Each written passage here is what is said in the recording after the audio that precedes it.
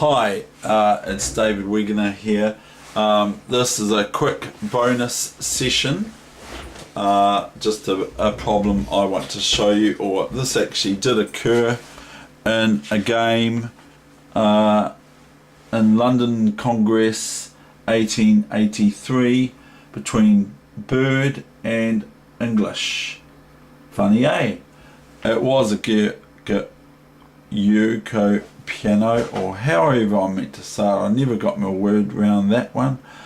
And so this is the position white is to play. This occurred London Congress, obviously in England, back in 1883. So I'm not going to talk much about it except for the game that comes about from here. Now,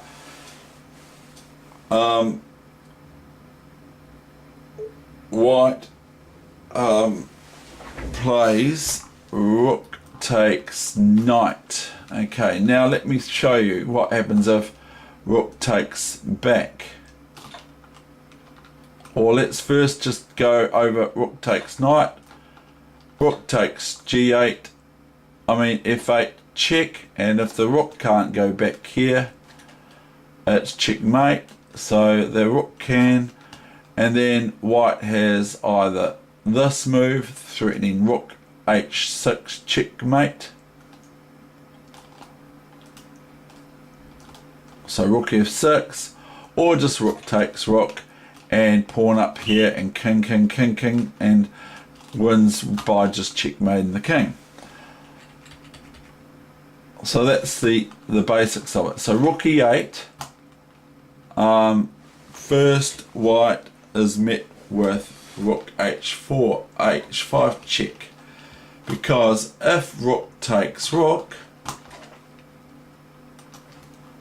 then knight f6 is check, of course, to the rook on e8, and it also threatens rook h7 checkmate. So that's pretty cute, isn't it?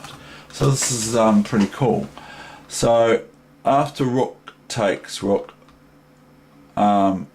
white plays knight takes f6, threatening the pretty mean thing there. Now if black plays something like this, white recaptures the rook, still threatening this rook, and so threatening this again still.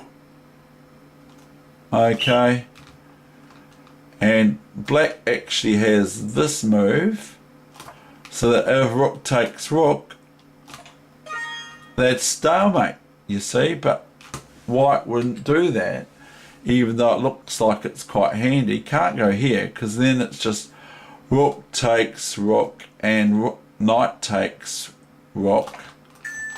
New variation.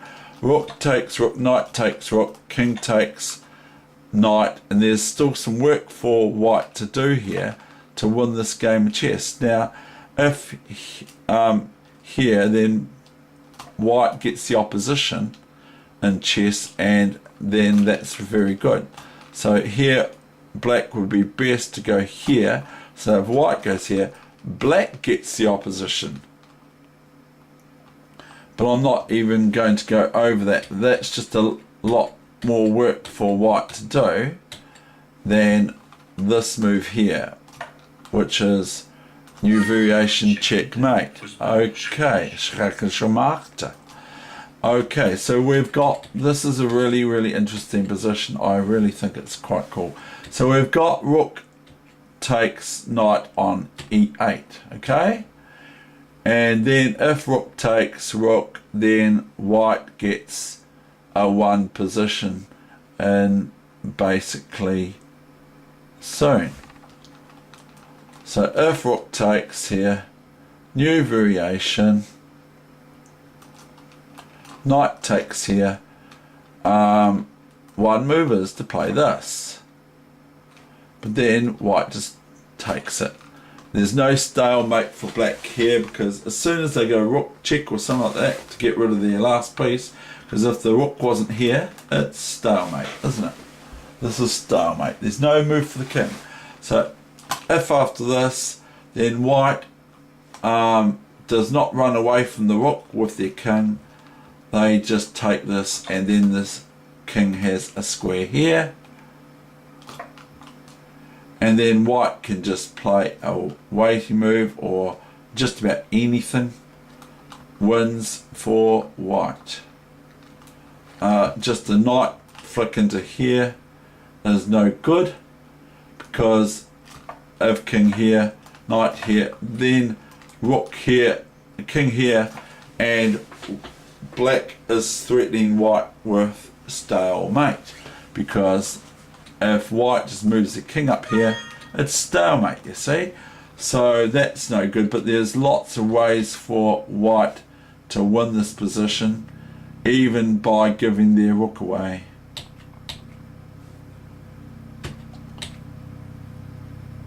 But if black plays that, knight takes here, king here, and if rook here, new variation, king here, and then we've got the stalemate again. So white has to be a wee bit careful, has to give the black king a flight square. Anyway, so we'll go back to the main line. We've got a helicopter going over. So you've heard it here first, here in New Zealand. So after rook takes e8, the knight on e8, black plays rook h5 check. This is the new main line.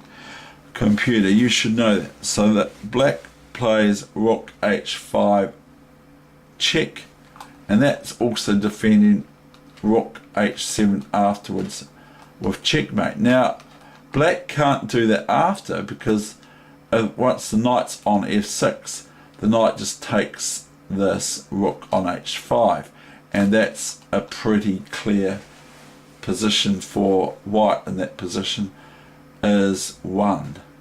But they have to be careful not to stalemate black by that one there I just shown you before.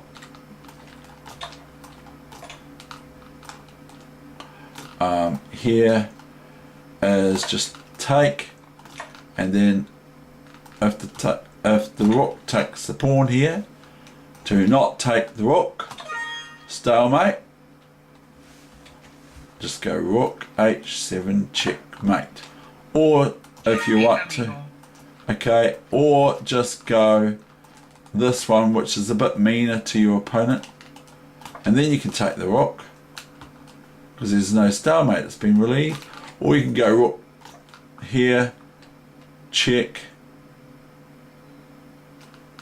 and then black could play this, and then if this, stalemate.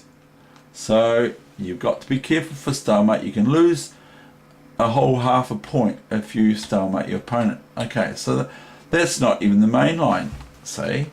So after rook e8 comes rook h5. No, not rook e8. Rook h5 check. New main line.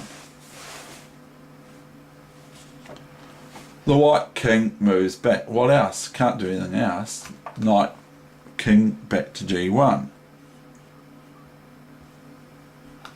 Then comes rook takes e8.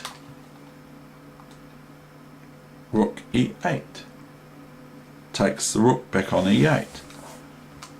Now comes knight takes f6. Now a lot of people would say, well, black's got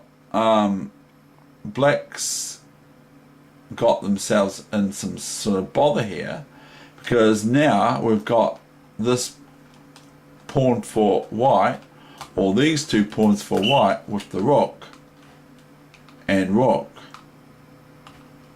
Okay, I'll give you an example. If here, then white has got only knight takes h5, haven't they? But that would probably be a winning position for white, even though they've only got a rook and a pawn and a king versus a king and a rook. But that's not what I'm showing you here. Okay, so after rook h5, check, king g1, rook takes e8,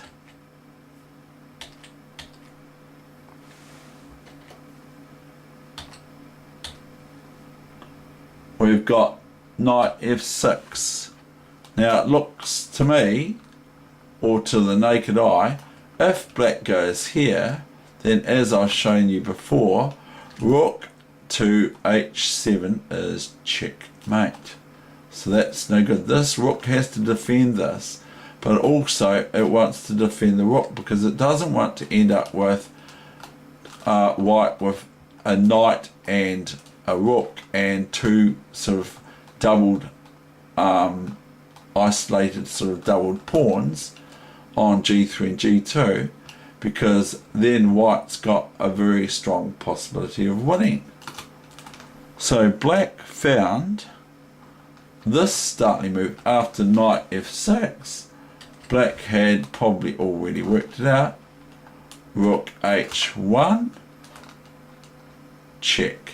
Okay, new main line. Now black can be met with black can be met with two things here, two different moves. One is this move. Okay, now let's say they play that move. Okay, then white gets to see black pin their knight on f6 with rook f8, and notice the knight can't move here now, and if this rook wasn't here, regardless of this knight being pinned, rook can go to h7 checkmate. So if this rook wasn't here, rook h7 is checkmate. Even though the knight isn't able to move, it still protects the rook on h7 with delivering checkmate on h7. So, but this is here. Now if the rook now tries to defend this knight, then black has at their disposal either this move or this move. And see, white cannot play a knight check or knight away because it's check to the king, and so thereby black is not going to have to worry about this knight now. If the rook checks now, then the king just takes the rook, the knight, and wherever the king moves, not anywhere, not here or here, but the next move is check with the king moving, is check discovered to that king on f2 by the rook on f8. So that's not even what happened. So we've got this so far.